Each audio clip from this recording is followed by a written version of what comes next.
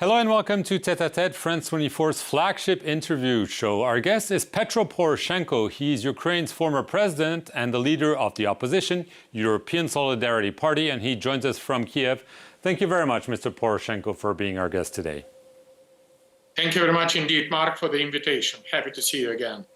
Mr. Poroshenko, the war with Russia rages on. However, Ukraine is being rocked by what one could describe as the largest corruption scandal under President Volodymyr Zelensky, a corruption scheme in the energy sector that has laundered an estimated $100 million was unearthed by the National Anti-Corruption Bureau. It already forced the resignation of the Justice Minister, the Energy Minister, and revolves around a close associate of President Zelensky, Timur Mindich. How serious is this scandal, and what does it mean? First of all, I want to thank France for today, because during this visit, it is a position of the real partner, real friend. And with this situation, we valuable very much the trust. Trust between the partners, trust between the government and the people in Ukraine, trust between frontline and the situation inside the country, and the corruption scandal is the biggest danger for Ukraine. And I'm proud that the National Anti-Corruption Bureau, Special Anti-Corruption Prosecution Office, and Special Anti-Corruption Court was created by me, and this is just to demonstrate the efficiency of the new created infrastructure created by my team in fighting against corruption. This is not only the energy sector, and this is not only two ministers in the Ukrainian government. The number of ministers is bigger, and the number of money is bigger, and the number of sphere is wider. And with that situation, this is an explanation why me, as a leader of the European Solidarity, initiated tomorrow in the parliament the government resignation, or at least resignation of all the ministers, which mentioning in the so-called Mindich tape, tape which was delivered by the Anti-Corruption Bureau for the person who is objectively suspected with the corruption crimes.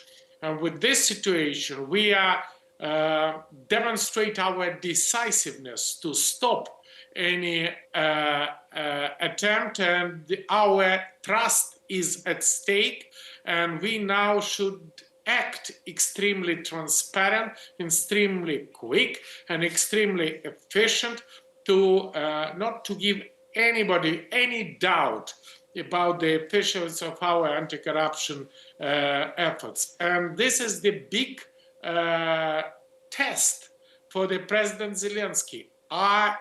He is together with us to demonstrate his decisiveness in fighting against member of his team, member of his government, and put them in prison, not giving them the opportunity to leave the country, and return back all others who try to avoid responsibility. And with that situation, I really hope that we are together with Ukrainian people, and our attempt to resign all the corruption suspected figures would be quite efficient. So you're calling for the resignation of the government. You mentioned President Zelensky. As I said, one of the main suspects is an associate of him, and many in Ukraine are pointing the finger at, if not himself, at least his office. Do you believe that not only in the government, but in the presidency, and including maybe the president himself, are also to blame for what is happening? Despite of the fact that I'm the leader of the opposition, I act responsibly. And we do not allow to create the chaos in the country. We do not allow to give the Putin the opportunity to use this situation. And for me and for my team, national unity is a top priority. And it cannot be just nothing. This is remain our main priority, and I think that President Zelensky should immediately to launch the consultation about the creation of the new coalition, and we are ready to participate in this coalition. This coalition should be first demonstrate the efficient anti-corruption fight, and the second is to demonstrate the unity, because unity for us is a key factor for our future. But at the same time, no matter if it is closest friend of the president, if it is a relative of the president, this is another minister, the responsibility should be unavoidable. And nobody, including the president, cannot protect this corruptionist from the responsibility and from the prison. And this is the only way how we can keep trust, and parliament rather should play an important role, because now all the power during the war, using the martial law, take office of the president, and we now should return the power to the parliament and to return the constitution, and do not give any opportunity to move our country from democracy to the authoritarian regime. Mr. Poroshenko, at the onset of the war, you were a bitter enemy of Zelensky. There were accusations against you. They said, okay, this is the war, we'll stand together. However, the tensions between you and him have re-emerged. And back in February, you were indicted based on accusation of Ukraine security services of treason, corruption. Your access to your bank account was shut down. You're not allowed to leave the country. What do you make of this very peculiar situation? Are you calling this authoritarianism, dictatorship, or do you think that now it's time to turn the page and take things back to normal? First of all, I don't have any corruption charges. This is not true. Second, I don't have any treason charges which have any reliability with that. All the action of the Zelensky is based on the illegal, unconstitutional, and extrajudicial sanction. This is politically motivated prosecution, and the only purpose of sanction, all this blocking banking account, freezing the assets, is just have a one purpose.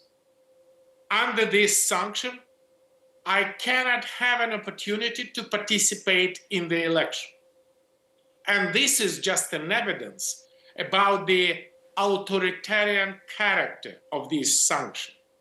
And with this situation, I want to thank very much to the Council of Europe, to the European Parliament, and to the European Commission, and to the Human Rights Court to demonstrate that this sanction is illegal. And now the president simply has no any other way out like to cancel this sanction. I am in the court, and in the court, the president has simply no explanation. He said that I do nothing wrong, and the character and the reason of this sanction is just to prevent any future danger for the national security. That means that any citizen of Ukraine, under Zelensky understanding, can be subject of the sanction without court, without any evidence. Mr. Poroshenko, and this is exactly what we are fighting for. Mr. Poroshenko, what impact do you think this scandal, your situation, is having on Ukraine? We know that there is a Ukraine fatigue in the West. Yes, France is intending to sell many planes and other services, but you see public opinion. If they see the money, the weapons they're giving are not going to the right places in Ukraine, Vladimir Putin is the winner. I'm absolutely agree with you. We shouldn't give any tiny chance to Putin to win. And you shouldn't consider the military assistance of Ukraine as a charity. This is the investment in a European security, investment in the France security. And what we do here is just to rebuild, renew the trust. And the only way how we can do that is a transparency and efficiency in our anti-corruption steps. First of all, I really want to thank our anti-corruption institution that they deliver these evidences.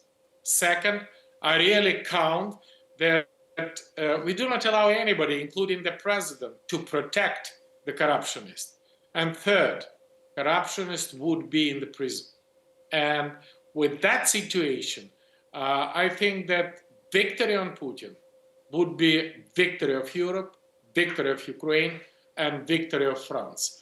And the democratic opposition position is the guarantee of trust, the guarantee of transparency. And definitely, I'm really proud that people of Ukraine is counting on us, and partner in Europe and partner in the United States is counting on us. And we do our best to keep this trust on the high position. Petro Poroshenko, I want to thank you very much for being our guest today on France 24 from Kiev, the capital of Ukraine. And thank you all for watching this edition of Tête à Tête here on France 24.